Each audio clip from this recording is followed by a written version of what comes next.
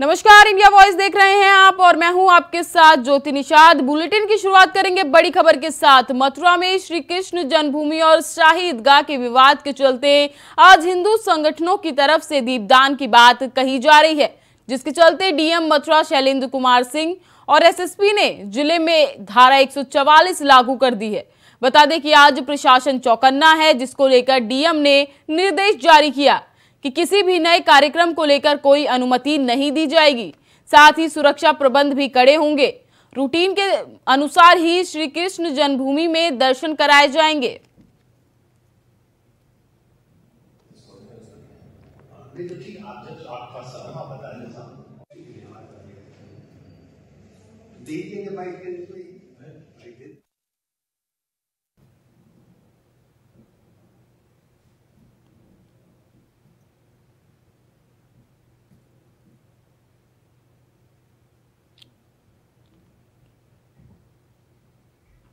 इसी खबर पर ज्यादा जानकारी के साथ हमारे संवाददाता मथुरा से मोहम्मद फारूक हमारे साथ जुड़ चुके हैं। मोहम्मद, हिंदू संगठनों ने ऐलान किया है कि आज दीपदान कराया जाएगा, लेकिन प्रशासन ने कोई भी कार्यक्रम करने से मनाही की है, तो क्या कुछ जानकारी है आपके पास? जी, आपको बता दें कि बिल्कुल डीएम एसएसपी ने बिल्कुल इस पर किसी भी तरीके का कोई कार्यक्रम करने की अनुमति नहीं दी है। कोई भी संगठन इस पर जो है श्री कृष्ण जन्मभूमि और ईदगाह पर कोई भी दीपदान या जलाभिषेक का कार्यक्रम नहीं होगा। और डीएम शैलेंद्र कुमार सिंह और एसएसपी शैलेश कुमार पांडे ने बैठक करके और इस क्षेत्र को कई सेक्टरों में बांट दिया है। मैं यहाँ खड़ा हुआ हूँ और अपने कैमरामैन से कहूंगा कि वो दिखाएं कि कितनी यहाँ पर फोर्स लगी हुई है। सुरक्षा व्यवस्था बहुत कड़ी करी हुई है। और सबसे बड़ी बात है कि डीएम और एसएसपी का साफ तौर पर कहना है प्रशासन का कि किसी भी तरीके से कोई भी यहाँ पर सुरक्षा व्यवस्था के साथ में खिलवाड़ नहीं किया जाएगा, चाहे कोई भी संगठन हो। तो इसी को देखते हुए यहाँ पर मथुरा के जिला पंचायत अध्यक्ष हैं किशन चौधरी, उन्होंने भी महायज्ञ करने का ऐलान किया था, लेकिन उन्होंने अपने ऐलान को स्थगित कर दिया है। और अब हिंदू महासभा के कुछ संगठनों का कहना है कि वो यहाँ पर दीपदान और जलाभिषेक न करके, यानी श्री कृष्ण जी के मूल गर्भगृह में दीपदान न करके वो विश्राम घाट पर यमुना जी की आरती करेंगे और यहाँ पे अपने कार्यक्रम को विश्राम घाट पर आयोजित करेंगे। जी फारूक, कहा अगर ये दीपदान का कार्यक्रम होता है तो क्या कुछ कार्यवाही है जो हिंदू संगठन के खिलाफ की जाएगी? जी स्वीटी, साफ तौर पे जो है जिला प्रशासन ने धारा 144 लगा दी है। 100 से अधिक लोगों को यहाँ पर पाबंद भी किया गया है, जिसमें अगर कोई भी इस तरीके की वारदात को अंजाम देता है या यहाँ आकर श्री कृष्ण जन्मभूमि पर और ईदगाह पर दीपदान या जलाभिषेक या अन्य कोई नया कार्यक्रम करता है, उसके लिए बिल्कुल प्रशासन सख्त है और पूरी कड़ाई जो है प्रशासन ने कर रखी है। बहुत यहाँ पर पुलिस बल लगाया गया है, फायर ब्रिगेड की गाड़ियां लगी हुई हैं और भी तमाम पुलिस बल है। कई सेक्टरों में यहाँ पर इस क्षेत्र को बांट दिया गया है और यहाँ पर कई ऐसे लोग हैं जिनको पाबंद कर दिया गया है, जिन्होंने घोषणा करी थी। 100 से अधिक लोगों को पाबंद किया गया है। तो जिला प्रशासन बिल्कुल ढिलाई देने के मूड में नहीं है। जिला प्रशासन ने रूट भी डाइवर्जन किया है, यानी बड़े वाहनों को इन क्षेत्रों में नहीं चलने दिया जाएगा। यानी मसानी से और डी गेट तक आने वाले कोई भी बड़े वाहन यहाँ नहीं आएंगे। छोटे दोपहिया वाहन अभी यहाँ चल रहे हैं और उधर डी गेट से लेकर भूतेश्वर तक जाने वाले, कृष्णनगर जाने वाले मार्गों पर कोई बड़े वाहन नहीं जाएंगे। रूट का डाइवर्जन भरतपुर गेट से और डी गेट तक किया हुआ है। मैं यहाँ सद्भावना पुलिस चौकी पर खड़ा हुआ हूँ। यही इसके पीछे जो है श्री कृष्ण जन्मभूमि और शाही ईदगाह मस्जिद है। जी स्वीटी। जी फारूक, और जो श्रद्धालु मंदिर में दर्शन करने आ रहे हैं उनके लिए कुछ प्रबंध किए गए हैं या फिर रूट में डाइवर्जन किया गया है उनके लिए? जी स्वीटी, साफ तौर पर कहना है जिला प्रशासन का कि जो डेली रूटीन की पूजा अर्चना है उसको बंद नहीं किया जाएगा, वो लगातार वैसे ही जारी रहेगी। और श्रद्धालु यहाँ पर आ भी रहे हैं, श्री कृष्ण जन्मभूमि पर पूजा अर्चना भी कर रहे हैं। और जिस तरीके से जामा मस्जिद, इसमें ईदगाह मस्जिद में नमाज है और भी कार्यक्रम है, वो सब रूटीन वे में चलेंगे, लेकिन नए कार्यक्रम को करने की किसी को भी अनुमति नहीं है। जी फारूक, प्रशासन ने बहुत सख्ती दिखाते हुए धारा 144 लागू कर दी है, तो अभी वहां पर कैसा माहौल है? कैसी पुलिस की तैनाती है? कैसा माहौल अभी वहां पर है? जी स्वीटी, मैं अपने दर्शकों को दिखाना चाहूंगा कि अपने कैमरा पर्सन से कहूंगा कि वो दिखाएं अपने दर्शकों को कितनी पुलिस फोर्स लगी हुई है। तमाम यहाँ अधिकारी यहाँ आए हुए हैं, कि तमाम लोग यहाँ पर लगे हुए हैं। पुलिस की गाड़ियां लगातार घूम रही हैं। कई थानों का फोर्स, यानी मतलब पूरे जिले का फोर्स लगा हुआ है यहाँ पर, और किसी भी तरीके की यहाँ पर किसी को भी कोई कार्यक्रम करने की अनुमति बिल्कुल नहीं दी जाएगी। जी मोहम्मद, बहुत बहुत धन्यवाद तमाम जानकारी के लिए।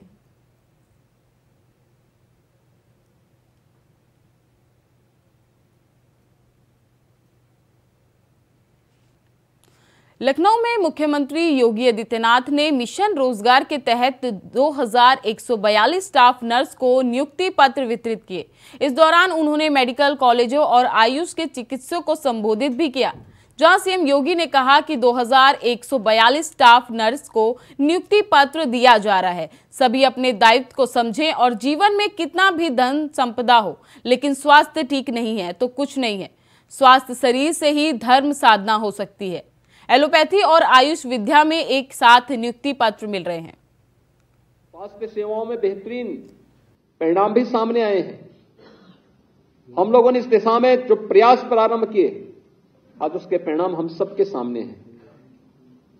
लगभग 10 करोड़ लोगों को आयुष्मान भारत में या मुख्यमंत्री जन आरोग्य योजना के अंतर्गत हम लोग आज के दिन पे 5 लाख रुपए की स्वास्थ्य बीमा का कवर दे रहे हैं। आज कोई गरीब ये नहीं कह सकता कि स्वास्थ्य सुविधा के अभाव में मुझे अपना उपचार कराने से वंचित रहना पड़ रहा है, क्योंकि चिकित्सक हमारे स्वास्थ्य के केंद्र हैं। गवर्नमेंट डिस्ट्रिक्ट हॉस्पिटल हो, सीएचसी हो, पीएचसी हो, इनमें तो स्वास्थ्य की सुविधा मिल ही रही है। मेडिकल कॉलेज में भी मिल रहे हैं, और किसी को अन्य मेडिकल कॉलेज में प्राइवेट संस्थान में जाके करना है तो 5 लाख रुपए का स्वास्थ्य बीमा का कवर भी उसको उपलब्ध हुआ है। डायलिसिस की सुविधा 72 जनपदों में डायलिसिस की सुविधा उपलब्ध करवाई जा चुकी है। हर जिले में आईसीयू स्थापित हो चुके हैं। बेहतरीन स्वास्थ्य की सुविधाओं को आगे बढ़ाने के क्रम में 108 और 102 की जो एम्बुलेंस सेवा है, उनके रिस्पांस टाइम को भी न्यूनतम स्तर पर लाने के प्रयास किए गए हैं, और उसके भी अच्छे परिणाम सामने आए हैं। जब प्रयास प्रारंभ होता है तो परिणाम भी उसी प्रकार से हम सबके सामने प्राप्त होते हैं। आज 2 एम्स भी गोरखपुर में और रायबरेली में कार्य करना प्रारंभ कर दिए हैं। मेडिकल कॉलेज के साथ नर्सिंग कॉलेज और पैरामेडिकल की भी कोर्सेज प्रारंभ हो, क्वालिटी दी जाए, जिसके बारे में डिप्टी सीएम पाठक जी बता रहे थे कि मिशन निरामया के अंतर्गत एक बड़े अभियान को आगे बढ़ाने का कार्यक्रम चल रहा है। क्योंकि चिकित्सक के साथ साथ पैरामेडिक्स और नर्सिंग स्टाफ की अपनी भूमिका है, वो बैकबोन होता है इस पूरी स्वास्थ्य सेवा का, और इस देश से क्वालिटी सेवा वे दे सकें, इसके लिए एक औपचारिकता नहीं बल्कि हम इस दिशा में भी बेहतरीन प्रयास कर सकें, यह एक प्रयास प्रारंभ हुआ है। और उसी प्रयास के क्रम में आज हम सब यहां पर हैं। पहली बार प्रदेश में चिकित्सा और स्वास्थ्य की दृष्टि से अगर हम देखेंगे, इन सेवाओं के स्ट्रेंथनिंग के लिए हम लोगों ने प्रदेश में चिकित्सा शिक्षा में आमूलचूल परिवर्तन के लिए इनका अपना एक स्वयं का विश्वविद्यालय सरदार अटल बिहारी वाजपेयी जी के नाम पे यहां पे एक लखनऊ में बन रहा है, और उसी हमारी जो अटल मेडिकल यूनिवर्सिटी है, सभी प्रदेश के मेडिकल कॉलेजेस से एफिलिएटेड होंगे। उससे उसने कार्य करना प्रारंभ किया, युद्ध स्तर पर कार्य चल रहा है। 2004 में पहली बार ईवीएम से चुनाव शुरू हुआ, आज फिर ईवीएम पर सवाल है। 3 राज्यों में बीजेपी की जीत और कांग्रेस की हार के बाद ईवीएम पर सियासत तेज हो गई है।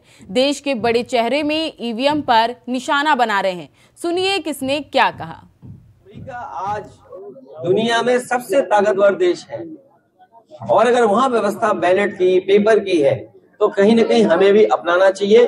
जब ये मशीन पहले आई थी कांग्रेस के वक्त में, मैं चीफ मिनिस्टर, उस वक्त भी हमने इस मशीन के बारे में कहा था, उनसे पूछा था इलेक्शन कमीशन के लोगों से, क्या इसमें चोरी हो सकती है? उन्होंने कहा हो सकती है। हमारी राय पहले दिन से ईवीएम के खिलाफ, बैलेट पेपर पर चुनाव होना चाहिए। और ईवीएम का विरोध तो सबसे पहले बीजेपी के वरिष्ठ नेता लालकृष्ण आडवाणी जी ने किया था। जीत जाते हैं तो बल्ले बल्ले, हार जाते हैं तो ईवीएम, मीठा मीठा गप गप, तीता तीता थू थू, यही है ईवीएम। जनता आज एनडीए के साथ में खड़ी होते हुए दिख रही है, तो उसके बारे में उन्होंने तो चिंतन करने को ही होना। केवल ईवीएम के नाम पे आप अपना चुनावी मुद्दा नहीं बना सकते। कांग्रेस चुनाव हारने के कारण ढूंढ रही है और ईवीएम पर प्रश्न खड़े करना, ये उनकी, मुझे ऐसा लगता है कि सद्बुद्धि मिलनी चाहिए। इतने बड़े नेता, आपको लोकतंत्र में व्यवस्था पर कोई विश्वास नहीं है। कर्नाटक और हिमाचल के अंदर आपको विश्वास है और देश के अंदर बाकी अगर भाजपा चुनाव जीतती है तो आपको ईवीएम पर प्रश्न खड़ा करते हैं। तो ये तो कांग्रेस अपना अस्तित्व खो रही है, उसका वो कारण ढूंढ रहे हैं कि हम क्या कारण करें। भाई ये कोई नई बात नहीं है। विपक्ष जब जीत जाते हैं, तेलंगाना के जीत पर नहीं ईवीएम उठाए, पंजाब के जीत पर नहीं उठाए, हरियाणा हिमाचल के जीत पर नहीं उठाए। ये कोई नई बात नहीं है। जीत गए तो ईवीएम ठीक है, हार गए तो ईवीएम पर सवाल उठे। तौर पे जो छत्तीसगढ़, मध्य प्रदेश और राजस्थान के परिणाम आए हैं वो बेहद ही अप्रत्याशित और चौंकाने वाले हैं। विशेष तौर पे छत्तीसगढ़ के बारे में जो हम लोगों का आकलन था, जो परिणाम आए हैं, वो इस बात को साबित करने के लिए पर्याप्त हैं कि कहीं न कहीं यहाँ पे ईवीएम में गड़बड़ियाँ हुई हैं।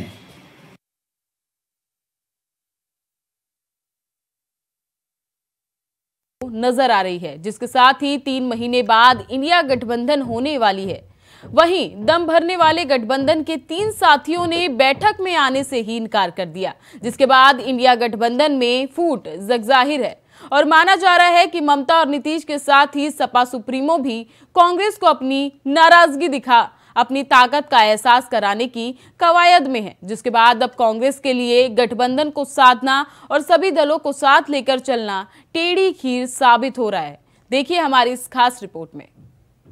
खत्म हो गई, अब परिणाम आ गया, अहंकार भी खत्म हो गया। एक मिनट, अब हमारे पत्रकार साथी परिणाम नहीं अहंकार खत्म किया है।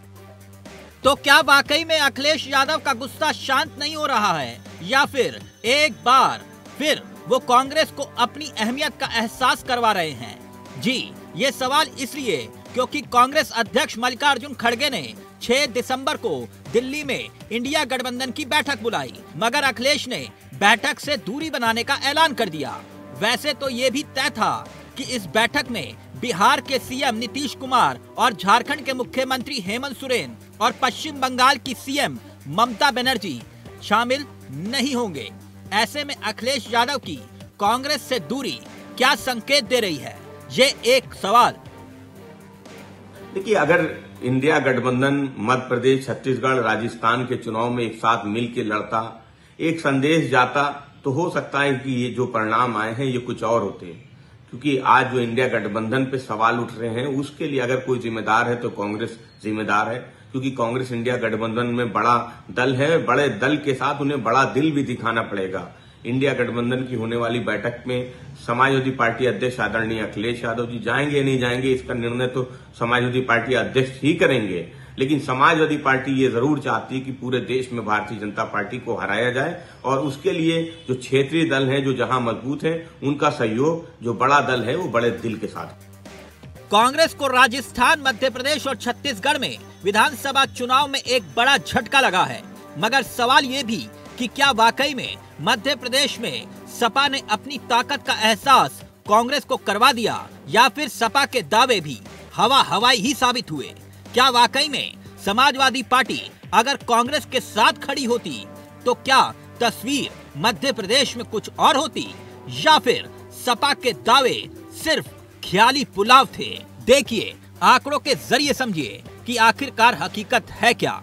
दरअसल समाजवादी पार्टी ने करीब 70 सीटों पर अपने उम्मीदवार उतारे थे, मगर समाजवादी पार्टी की मध्य प्रदेश में रिपोर्ट कार्ड कुछ और ही बयां करती है।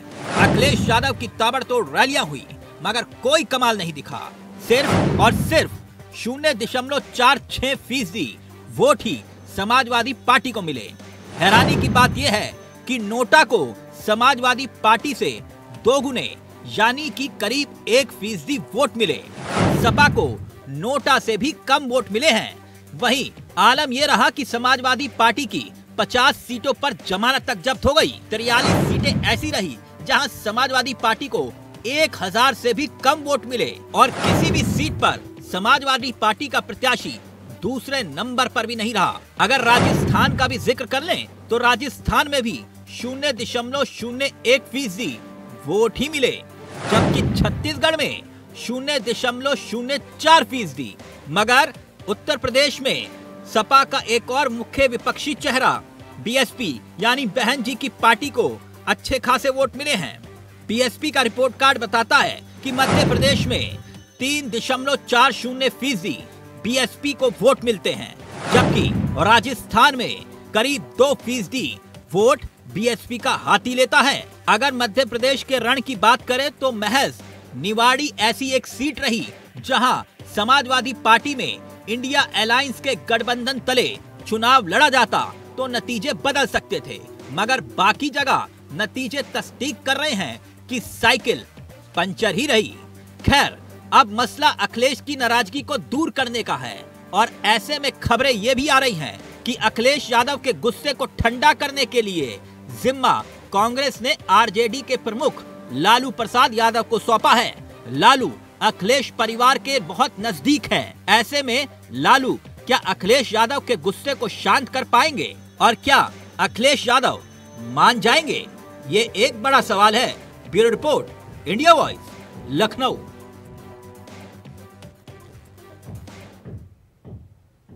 झारखंड में मलेरिया के चलते बच्चे की मौत का मामला लोकसभा तक पहुंच गया, जहां बीजेपी सांसद निशिकांत दुबे ने लोकसभा में मुद्दा उठाते हुए जेएमएम की सरकार को आदिवासी विरोधी बताते हुए सरकार को बर्खास्त करने की मांग की है। इसके साथ ही सरकार पर स्वास्थ्य जैसे मुद्दे पर असंवेदनशील और गंभीर न होने का आरोप भी लगाया है। देखिए हमारी इस खास रिपोर्ट में।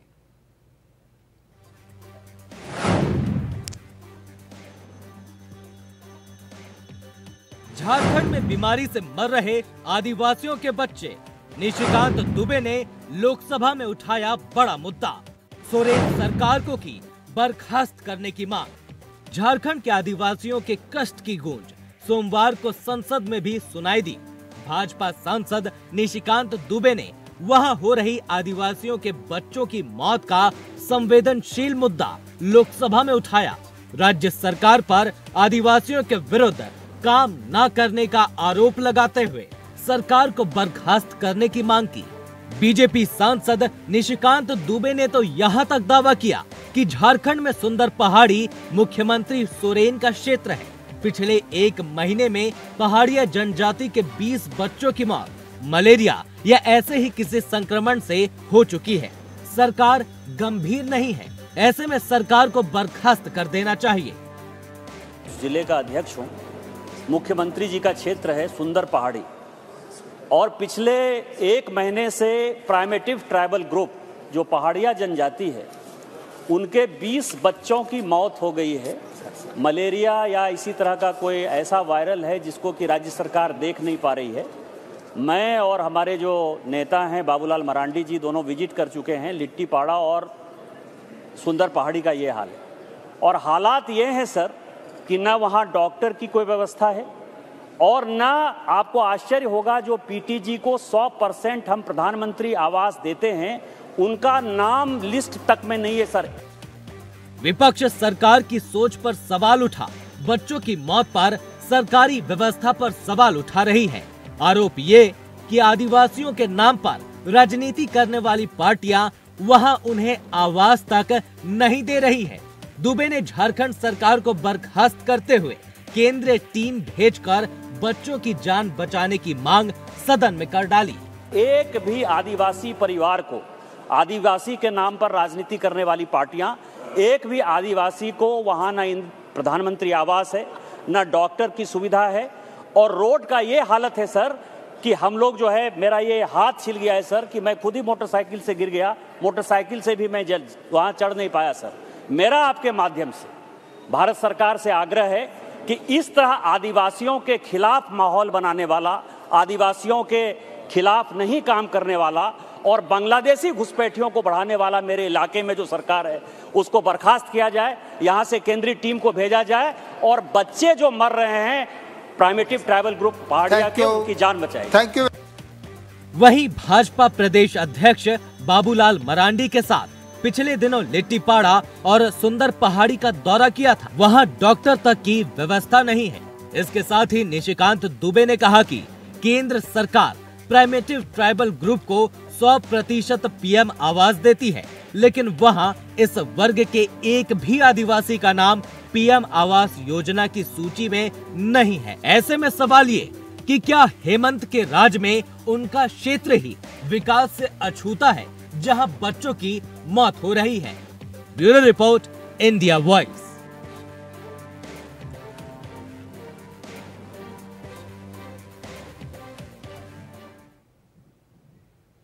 फिलहाल इस बुलेटिन में बस इतना ही। तमाम खबरों के लिए बने रहें इंडिया वॉइस पर। तब तक के लिए नमस्कार।